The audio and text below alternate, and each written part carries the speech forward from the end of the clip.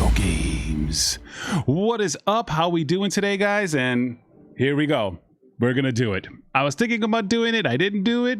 Hey, Cat, how's it going? Cat, okay. All right. Yes, Cat. All right. I don't know if you want me to pet you, if you want to sit on my lap. But anyways, we're gonna do the review for Coming to America Part 2.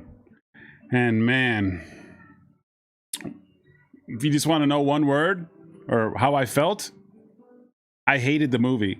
I legit hated the movie. I'm sorry. And I didn't go in with a lot of expectations. You know, I'll try to get in with no spoilers and then spoilers at the end. I came in with kind of low expectations. I was just happy to see Eddie Murphy and Arsenio Hall do their thing. Would I think it would be anywhere near as good as the first? No. The first movie is arguably one of the greatest films of all time. Undoubtedly. It is. If you haven't seen it, go watch it. The movie is basically like a Disney movie, but role reverse. Instead of the princess, good Lord, Cat, your nails. Okay. I love you. You're going to go over here, your nails. Anyways, it is a Disney movie, but with the roles reversed. Instead of a princess trying to find true love, it's Akeem trying to find the true love. And he's a good person. The film, and it's like a Disney movie with cursing and some nudity. Yes, Cat. Okay, I'll pet you while doing this review because the cat wants some love. I don't know. But anyways, and this movie lacked any of the charm. Hey, how's it going, Cat? All right. This movie lacks any of the charm from the first movie. Now, I could judge this movie. Like if Coming to America 1 never existed, this movie would still be terrible, still be unfunny, still lack any charm. And the movie is filled with, and when it comes to fan service, it's just fan service done bad. And it's not to think like, hey, can something that's been done 30 years ago, can it be brought back into current times? And the answer is yes. The answer is Cobra Kai. Cobra Kai could take something like Karate Kid, which was a corny and silly but fun, good movie, and bring it to this day. And it's silly as heck. It's a movie about karate and students fighting. You know, would that happen today? No, but it's just done so well, and it gives moments to the old characters, and it gives moments to these new characters. And in this film, the moments to these new characters are just awful. What I wanted to see, and what we all wanted to see, is Eddie Murphy and Arsenio Hall come back and do their thing. And did we get that? No, we barely got that at all. You got all that stuff that you wanted to see was in the trailers. The barber scenes and whatever scenes was in the trailers. The jokes were all old and recycled, and you know, they say, hey, remember the jokes that were really funny the first time? Let's bring them back again and do them again, but not change them up. And I'll give you great examples that would have that I thought of a joke, how it would be funny, right? And I think one of the things about this film where it suffers is too many comedians. Way too many comedians. Eddie Murphy did a nice thing where he let maybe some of these other comedians do their thing, but it was just awful. I mean, like, too many comedians could just make for a weak script. It's like, yo, you know what, this script is kind of weak. Why don't we just put it full of comedians and none of the jokes? And maybe, you know what, like, I'm gonna say this, guys, if you guys like the film, that's awesome. You know, that's cool, because there's a lot of people that said, oh, I love the film. I thought the film was great. And if you're one of those people, we could still be friends. I don't hate you. I'd actually love to know why you love this film. So if you're one of the people that love this film, please feel free in the comments. Let me know. Man, you know what, Kenny? I love it. I thought the comedy was great. I thought this was funny. I thought this story, but I'm just giving it off what, as a film, it lacked any of the charm. Like I said that before, because it's just, the first movie was charming as F. All right, I'll keep it you know, PG-13 like the movie was. But golly, it was an underdog story of the guy who's not an underdog. He's this prince, and he should have been this asshole. He should have been a cocky, mean guy, and he was this regal, wise, compassionate, funny. Akeem was amazing. Akeem was like this just awesome person, right? Akeem should have been like, you know, the soul glow guy, and right, and you get a little bit of that with Akeem. All right, Akeem is a little bit of the devil, and I mean not Akeem. Semi is a bit of the devil, and Akeem is like a little bit of the angel, right? Semi should, that's how Eddie should have been. It's like, yo, I'm rich, let's go over here, find the bride. And it's like, no, I want to find someone that I love, and he's this really nice, lovable guy. And what just made the movie great is just he comes into this world and he's never been there. And the second movie just fails to bring that to this another one, right? Because here's the thing. If you're going to bring and do a new movie and you're going to take away the focus from Eddie and Arsenio, then you know what? And you have these new comedians, then put the new comedians doing the same shit that Eddie Murphy did. Oh, there goes the PG-13 rating, right? Instead of, well, hey, you know what? Do the same thing. Put Lisa, the comedian, the comedian, put her and make her play multiple roles in the movie, and make Prince Akeem's bastard son play multiple roles, and do the spirit of the first, but do those jokes differently, right? Because then, and Tracy Morgan, have Tracy Morgan play a bunch of different characters and play that off and do it in a new way. Something like, change it up. Don't do the old jokes, because the film had no charm, right? We're in Zamunda, and the movie was just all, remember this? Like, Zamunda didn't even feel like Zamunda. It felt like they bring out, right? That's what the first movie, right? We're going to compare it, but whatever. As a standalone film, it still sucks, but we have to compare it because it's a sequel, right? When you start off in the movie, you see this big, beautiful palace and this African dancers, and you're like, damn, that's Zamunda, right? They bring it back and they have that again, but then, hey, look, here's In Vogue. Well, what a man, what a... And then they got In Vogue, and here's Salt and Pepper. And I'm like, why? I'm like, this is Zamunda. Keep it Zamunda, right? Now it's kind of like blending in both worlds. Like, I can understand maybe like if he had a poster or something, or just like, that group, but bringing them in just kind of takes away from the feeling that this is Zamunda, here's America. They're way different apart, right? But then when you have the party and then you have Morgan Freeman and, right? I'm kind of going into spoiler. Yes, I'll give you a high five. There you go, Kat. You want a high five? Fine, I'll give you a high five. But anyways, I'm kind of going into spoiler territory right now. But overall, I'll just stop right there. I mean, even that's not a spoiler, man. This movie is, you can guess the movie immediately and what's going to go on, but it lacks charm. The jokes are cringy. They're recycled. We don't get to see what we wanted a lot of, and that's Arsenio and Eddie. And even the scenes that we did see in the trailers, we get to see, it was just disappointing. I was hoping at least, let's go see Eddie, and we want to see Eddie Murphy and Arsenio be those characters again. We want to see them bring to life. We didn't really want these new characters, and if they did bring these new characters, like in when we talk about Cobra Kai, make us feel for them. We didn't feel anything for these new characters. They were just kind of there. And Cobra Kai, granted, it's a show and it's a long process, and you could do it in a movie. We didn't feel anything. I'm pretty sure those actors are great and awesome. I just didn't feel anything for the son. And we didn't want that. But then if you're going to do it, if you're going to give us these new characters, make them alive, make them unique, put them in makeup, make them do the things that we loved in the first movie, and maybe interact with some of those with the Eddie characters and just have a big thing. Like, that would have been great. Maybe Lisa, I forget her last name, the comedian, the mom, playing a different character, because I'll be honest, she's funny, but she plays the same, wow, I've had some laughs with her in Saturday Night Live, but she doesn't bring anything new to the table. She brings that same kind of thing that she does in every movie. Same with Tracy Morgan. I'm sorry, these guys are gonna be like, man, fuck you, Kenny, and I'm sorry, but I'm gonna have to call it where I call it. They didn't bring anything new. That would have been great if she would have played 3 different characters or a couple different characters, but no, There was none of that. And the jokes were just cringe to me. And let's talk about another thing. The music in the film, the songs were cool. Some of the songs, I'm like, yo, if I was in the club, that'd be great. But the music takes you completely off.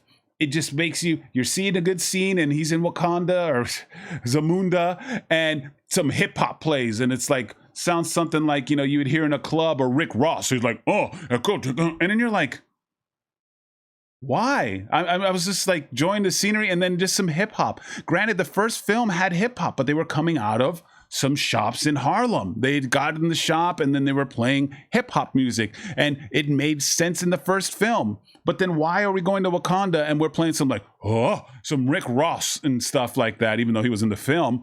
But it just takes you away. Like, make Zamunda be Zamunda and keep it that. It's like, but the music was just awful. It just took me off. It just, I was checking my phone. You can watch my reaction. I don't know, like if you guys on my Twitch channel, you can watch me watching. There was just a couple of chuckles from me the whole entire time. A couple of chuckles to me, and it was just, yeah. But anyways, let's go into spoiler territory and just talk about what, I mean, the mess of a movie. And first of all, I'm going to say is this movie takes, honestly, because you know how they say, oh, but you know, you have the original. It literally takes away everything from the first film. It takes every single growth, everything that they've learned from the first film, and they throw it in the garbage. Everything that these characters learned and did and fought for in the first film is garbage now. And it means nothing, right? Prince Akeem was supposed to get married, and he wanted to feel love, and he wanted to find a woman that, you know, he wanted true love. And he went to America. He broke hundreds of years of Zamunda tradition to find his wife. And even the father's like, no, you can't do it. And you know why? You know why this is like this? Because the queen, God rest her soul, she passed away. She was the anchor, right? Like, Akeem was like her mother. And she was compassionate and she was wise, and she put the king in check, and she's like, look, she's in love. And like everybody, you saw it in the first film that she was the voice of reason, right? So even the king's like, damn it, you know what? That's right. And so the king changed. They broke years of tradition. So in this movie, they can't break tradition again because he had 3 daughters. And he's like, I can't break hundreds of years of tradition. Motherfucker, you just broke hundreds of years of tradition to go find the woman that you're with. And his wife, she was amazing. She was strong. She was compassionate. She was loving. She was caring. And in this movie, she was in the sidelines. She was angry. She just looked mean all of a sudden. And in this film, characters that hated each other, one scene, 2 scenes later, they're friends again. They're friends and they're happy. Lisa McDowell was so awesome. She was like a princess. And then this movie, she's in the sideline, and you find out things like, oh, like one of the barbers like, oh, in Zamunda, I can't own a business. Like, so everything that he learned in America about his strong, beautiful wife and like that she was doing, he didn't fight for that in 30 years to say, hey, Dad, you know what? We got to stop this. Women, that to me was just bullshit. That was just like poorly written. Like, you would think, right? They have In Vogue. They have all these celebrities. Maybe I'm thinking too much, but fuck it, man. The first film was just fantastic. So you know what? I'm going to think about it, because as a film, it's just poorly written. It's just, I'm sorry. I probably couldn't write a better film. I could write some funny jokes every now and then and assist me. So, but anyways, it's just poorly written. It's after all these years, and he fell in love with this woman who was smart, intelligent, business oriented, leading manager of McDowell's, where he worked his ass off to fall in love with her. And he's living in the society 30 years later where women can't own a business, but then they have Salt and Pepper, and they have all these, artists and In Vogue in there. And like, he didn't think to change that, or she did, right? You don't think she would have a problem with that?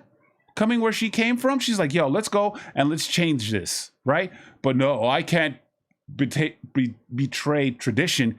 You fucking did. You did it when you married her and you went to America. You did that, right? But no, that's just one thing right there. And it's just,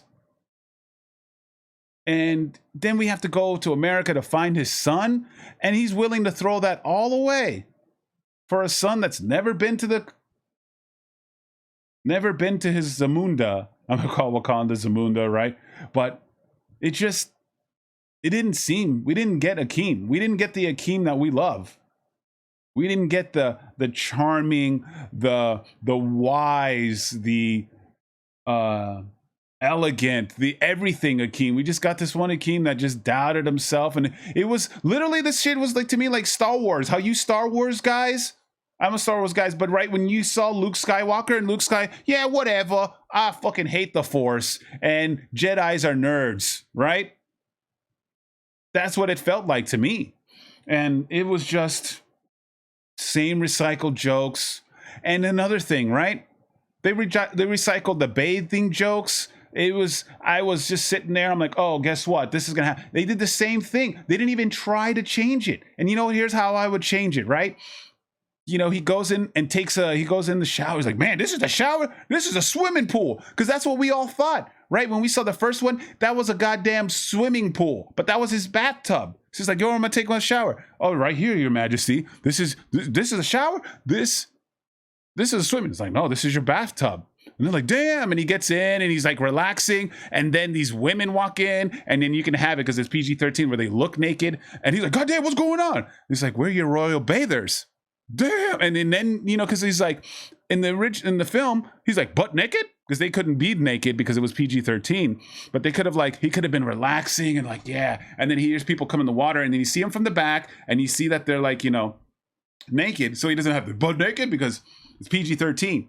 And like, we're your bathers. And he's like, damn, you know, and he runs out or something, and he goes, mom, yo, mom, because how he tells his mom, right? I'm writing better jokes than the film, right? So here's the thing. He runs outside and goes, mom, yo, I'm trying to take a shower, and he got these beautiful women washing me butt naked and all that stuff. And the mom's like, what?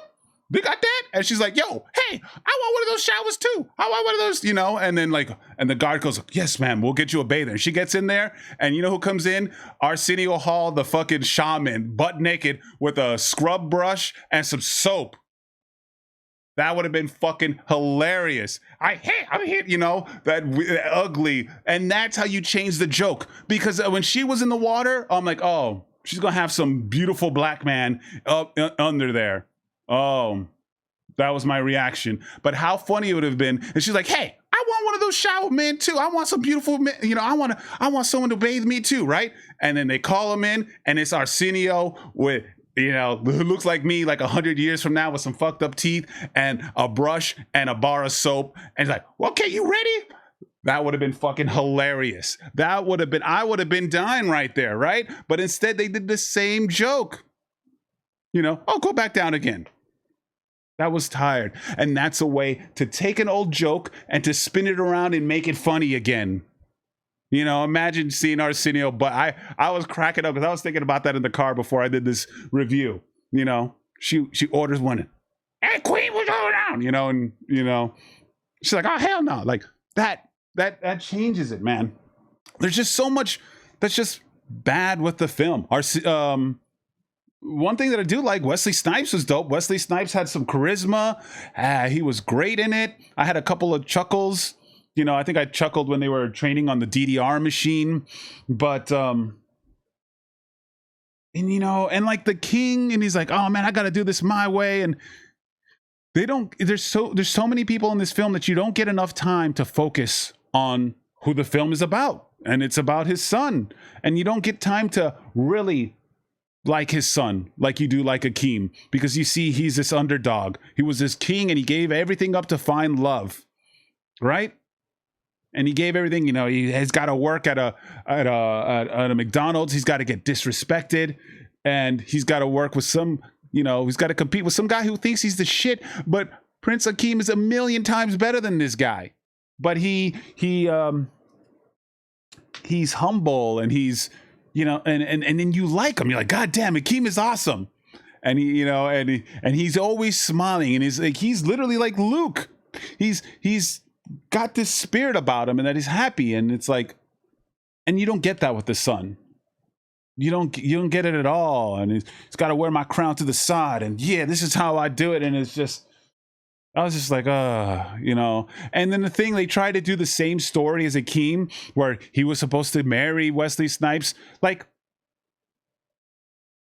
I don't get how Akeem would just go ahead and just do the same to his bastard son that he didn't want, and everybody was okay with it. Lisa and everything, and and then they do the same thing. Oh, I don't want to get married. I want to get married to the barber, to the lady that cut his hair. They had 3 interactions, and on the 3rd interaction, he wanted to marry her. There was no, I need to do something. There was none of that. There was none. She meet, oh, you're going to cut my hair? You thought I was going to get butt naked. Oh, no, I'm just going to cut your hair. And she gives him the Killmonger haircut. And then the second one, she tells him the story, and there was a little bit of spark. And in the 3rd interaction, they kiss. And then after that, I want to marry you. The mom is like, okay. 3rd interaction. No dating, no chemistry, no nothing. In the first movie, fucking it feels so great. He's like, I have a date with Lisa. And he worked his ass off. He did all this stuff. And he got the date. And you felt like, yes. And then he had the date, and the date was great. And he worked to it. They didn't do this in this film. They didn't do any of that. Stuff was just happening and going on. And it was just, there was no time. There was none of that. It was severely disappointing. And like, they even like, and there's a scene where they talk about, like movies and remakes and sequels. And if the movie was so good, and I'm like, holy, this is what is like, did the writers or did the people know that this movie was just going to be awful, and they literally put that line in there? Because I'll tell you this, Coming to America is probably the top 3 greatest films of all time. Love story, if it comes to love story, it's probably the best love story. Better than Gone with the Wind, better than all those dank ass movies. It's funny, it's charming. And, it's timeless. This movie, you know what time it is? It's 2021. It's 2020. That's when this movie is. The hip hop and this and that. Granted, the other one has, but it's just, I don't know. And maybe I'm old. Maybe the humor is not my humor. But I just couldn't do it. But I don't know. I could go on and on about why I didn't like this movie. But if you guys did like the movie, please let me know. Let's keep this a discussion. But yeah, man, it was predictable. 15 minutes in the film, I was like, okay, guess what? He's not really. Oh, and that's another thing. There was no paternity test. None at all. Instead of a paternity test, we get these things they had to do. There was no paternity. He's going to be the heir of a kingdom. She was saying that she was a promiscuous woman of the night. We're not going to do a test? We're not going to do a paternity test?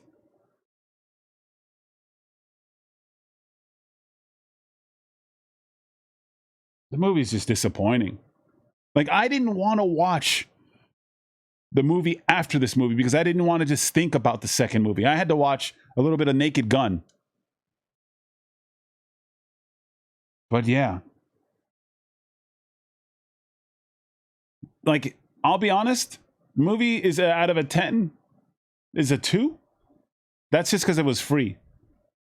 If I had to go to the movie theaters and pay for this movie, I would have walked out. And I would have walked out, and now I'm, Eddie Murphy and Tracy Morgan and Arsenio Hall and all them. I hope you guys don't hate me because I love your movies. I love your stuff, your decades of amazing movies and content and all this. I love it. Just this wasn't it. This wasn't it. You know, like, I have bad streams. Whatever. I'm annoying sometimes, right? We all do. I see the comments. But man, this movie is just heartbreaking. It is heartbreaking. They recycle the same old jokes. The scenes with the barbers, we barely get any of it. And it was okay at best. Because I've said this before. The movie, the part with the barbershop in the original, Mighty Sharp scenes are better than every single barbershop movie and beauty shop movie combined. The maybe 10 minutes of footage of those barbers is insignificantly better than all the barbershop movies and the beauty shop movies combined. They're amazing. They're fantastic. You quote them to this day. They're hilarious. But anyways, guys, I don't know. I probably could complain about 15 other things about this movie. But anyways, guys, that has been my review. 2 out of 10. If you had to pay for it, 1. Maybe I'm old. Maybe the humor in this film wasn't for me. I don't know. But if you liked it, I'd love it. I'd love to let me know why. There's like, oh, you know what? Oh my God, the scenes or something like that. But it's just... All right, guys. And here's another. You know what? I would see...